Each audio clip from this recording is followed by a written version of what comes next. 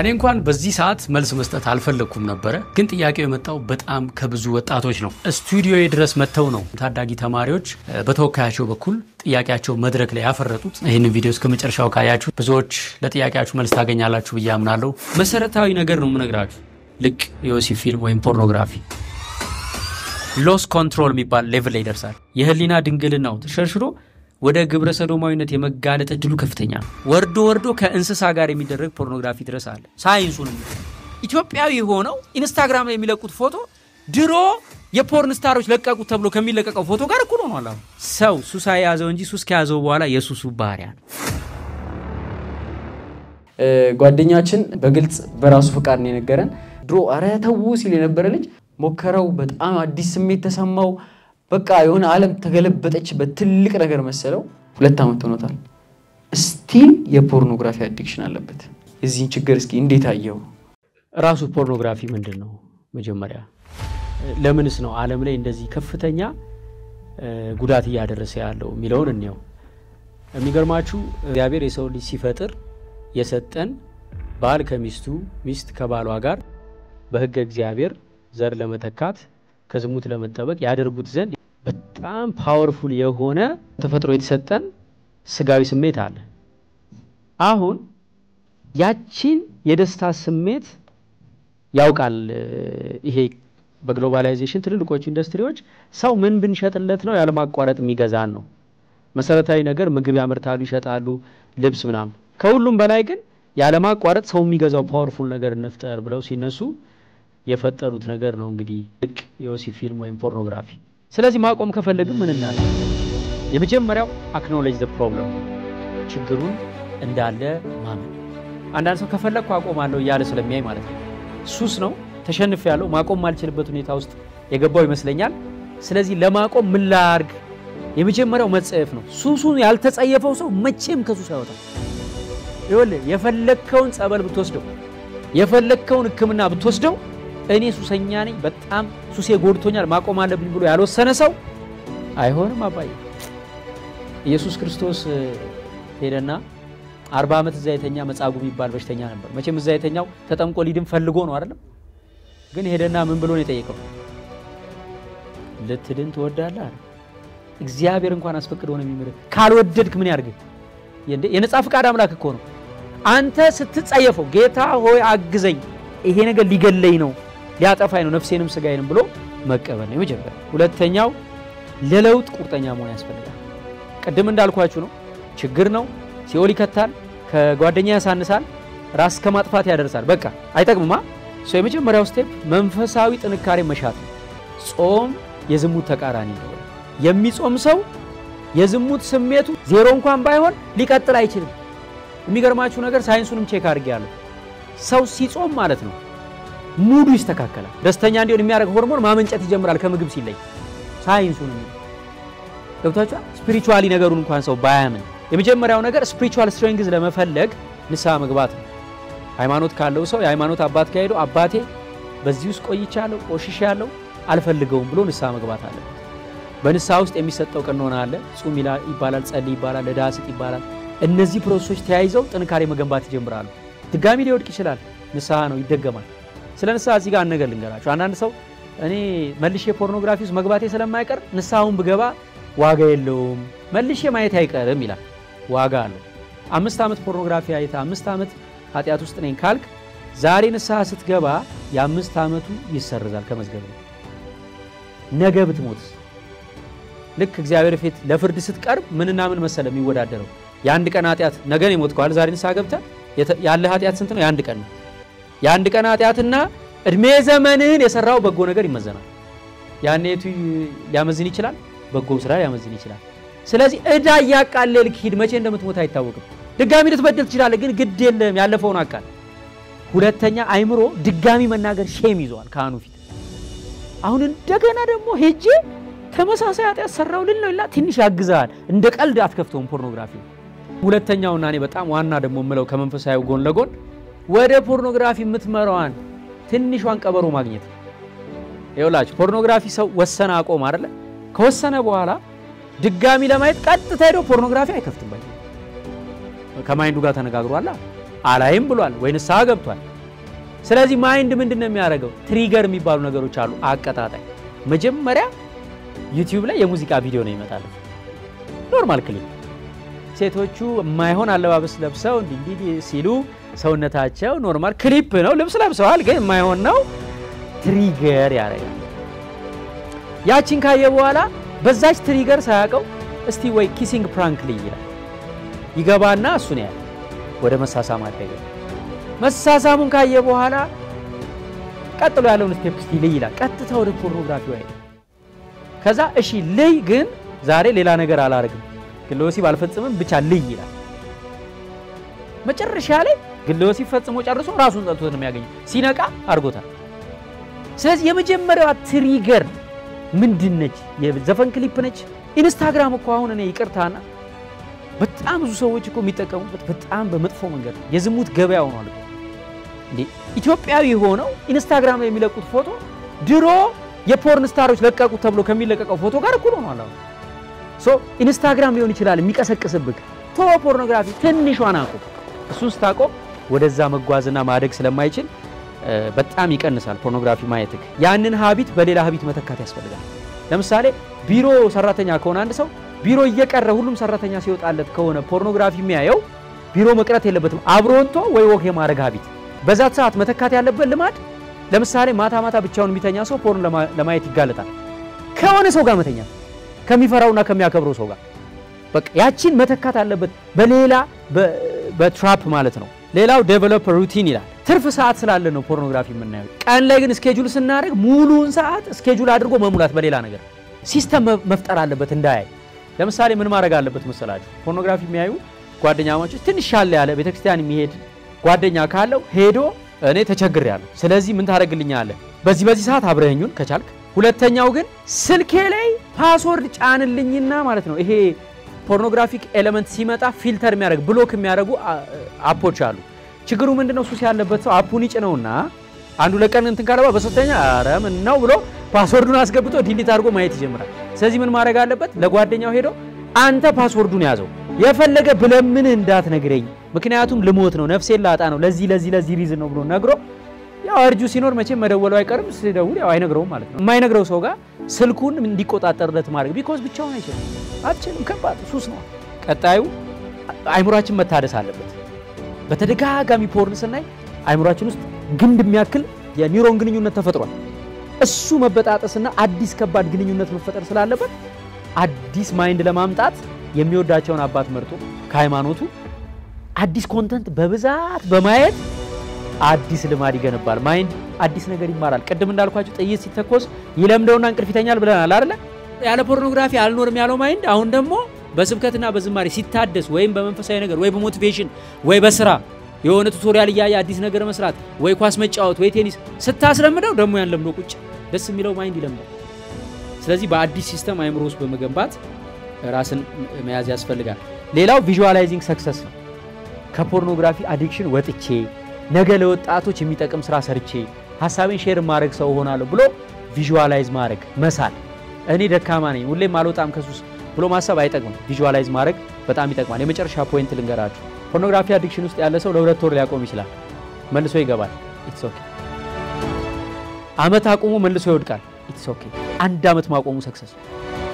በየቀኑ 2 ሰዓት 3 ሰዓት የሚያይ ሰውዬ አንድ ሳምንት ካቆመ በስማ ከዲያብሎስ እንትን እፎ ያለ እኮ አንድ ሳምንት ነፍሱ አረፈች። ቀላል ነው እንዴ? ስለዚህ ድጋሚ ወደቀ አይደለ? ድጋሚ ኢነርጂውን ሰብስቦ ድጋሚ ያቆማል።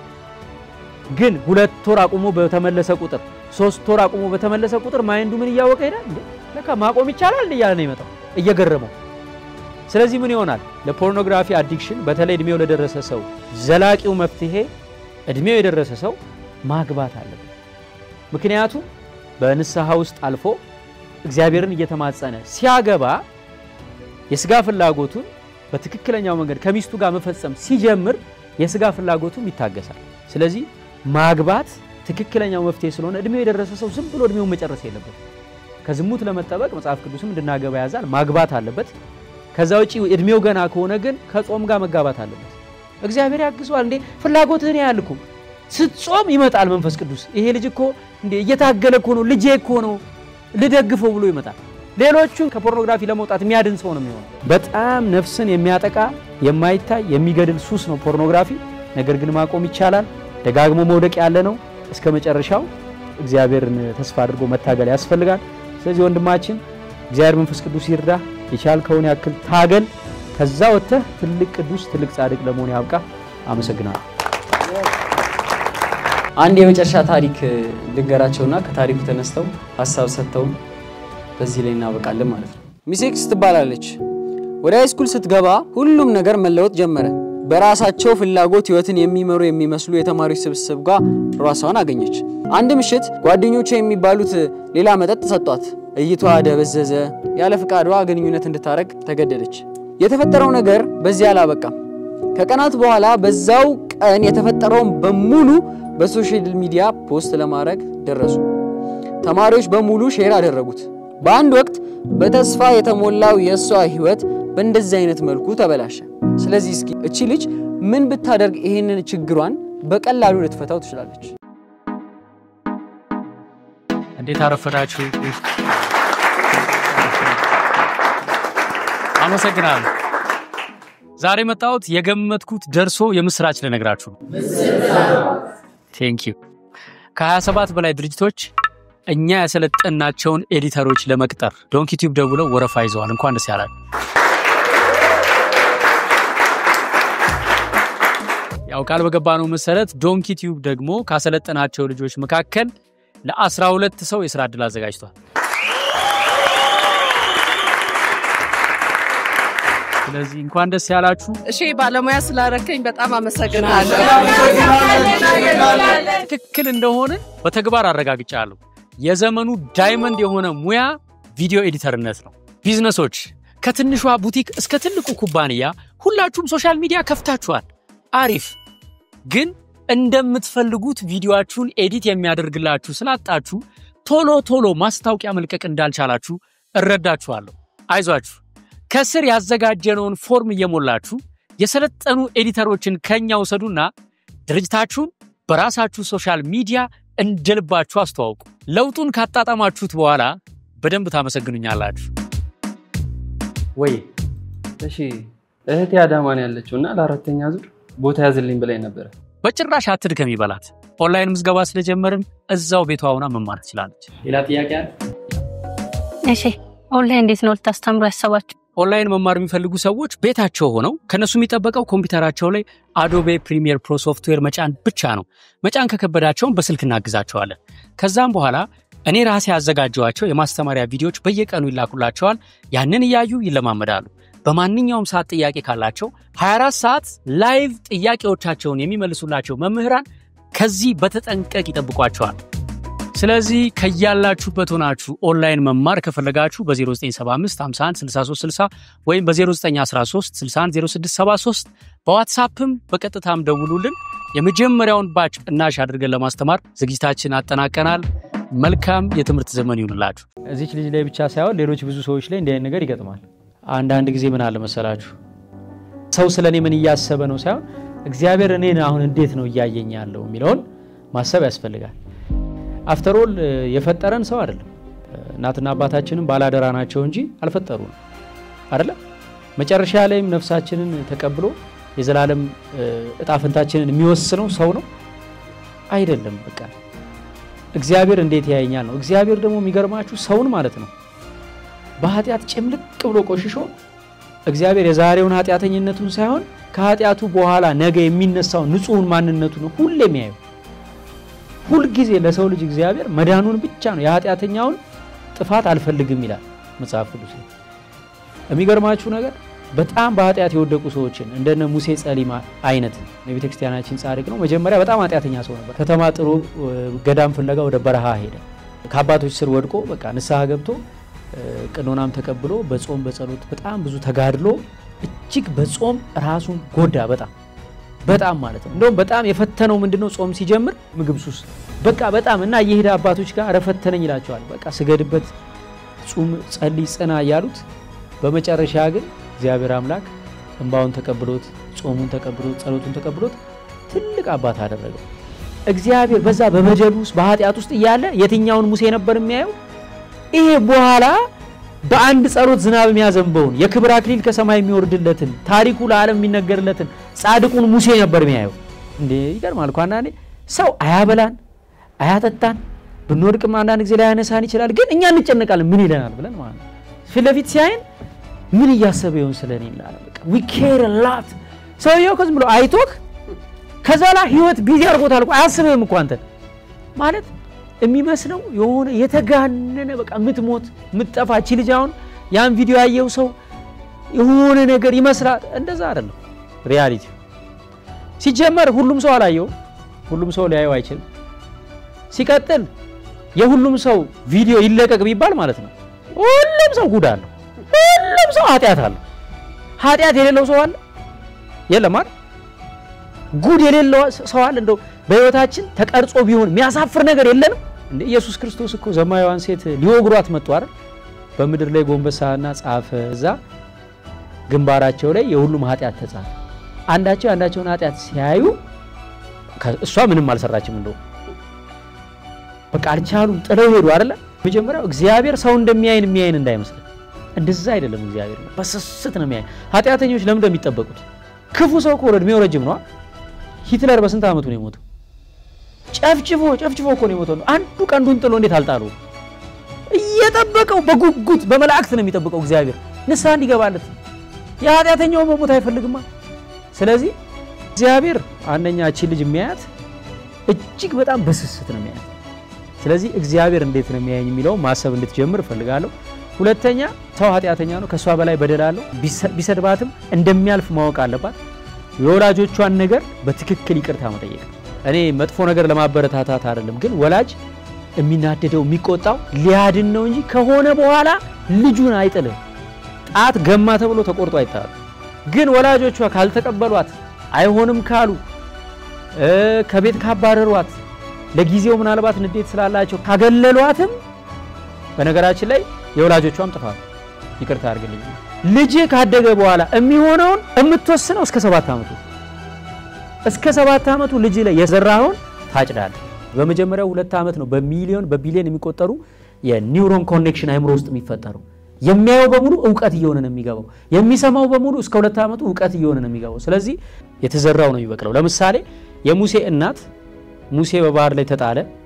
ከዛ እህቱ መጣች። የፈርዖን ልጅ ስታገኘው ሞግዚት እፈልጋለሁ ትላት። እናቱን አመጣቻት። ታቁ ከሆነ ስቶሪው እናቱ መጣችና በፈርዖን ቤት የፈርዖን ልጅ ተብሎ እያደገ እሷ ግን አንተ የፈርዖን ልጅ አይደለህም፣ አንተ ግብጻዊ አይደለህም፣ አንተ እስራኤላዊ ነህ፣ አንተ እግዚአብሔር ልጅ ነህ እያለች እየሰራች አሳደገችው። ሲያድግ በፈርዖን ላይ ተነሳበት። እስራኤላውያንን ከፈርዖን ፈልቅቆ አወጣ። እነዚህ ልጆች ዛሬ እዚህ የመጡት የተሰራባቸው ነገር አለ። ወላጅ የሰራው ነገር አለ። በልጅነታችሁ አታቁትም እንጂ ተሰርቶባችኋል። ገንዘብ ከፍላችሁ የታክሲ አውጥታችሁ እዚህ ድረስ የመጣችሁት እንዲህ አይነት ቃል መስማት ደስ እንዲላችሁ ተሰርቶባችሁ ከሆነ ስለዚህ ወላጅም ኃላፊነት መውሰድ አለበት። ወላጅ ኃላፊነት የማይወስድ ከሆነ የፈጠራት አምላክ ያኖራታል። እሷ እንደው ማድረግ ያለባት መጀመሪያ ህሊናዋን ለማጽዳት ከእግዚአብሔር ጋር ሰው ኃጢአቷን ስላየው አይደለም መጨነቅ ያለባት፣ እግዚአብሔር ኃጢአቷን ስላየው ነው። እግዚአብሔር ደግሞ ቢቀረጽም ባይቀረጽም ሳትሰራው አይቶታል። ስለዚህ መጀመሪያው ነገር ንስሐ ነው። ንስሐ ዘማውን ድንግል ኃጢአተኛው ንጹህ ያደርጋል። ልክ ንጽህና ሲሰማት ኮንፊደንስ ይኖራታል። ከዛ በኋላ አንተ ብትቻትም ምንም ላይ መስላት ይችላል። የኃጢአት ዋጋ ነው ቀበለዋለሁ ልትል ትችላለች። ሶ ንስሐ ከገባች ከእግዚአብሔር ጋር አካሄዷን ካስተካከለች ቤተሰቦቿን በአግባቡ ይቅርታ ከጠየቀች ከዛ በኋላ ቢቻል አካባቢ መቀየር ነው። ምክንያቱም ትንሽ ጊዜ ነው ያልፋል። እንደሚረሳ በማሰብ አካባቢ ቀይራ ትንሽ ቆይታ ተመልሳ ብትመጣ ላይፍ ይቀጥላል። ነገ ለብዙዎች የምታስተምርበት አርአያ የምትሆንበት ታሪክ ይሆናል ብዬ አምናለሁ። አመሰግናለሁ።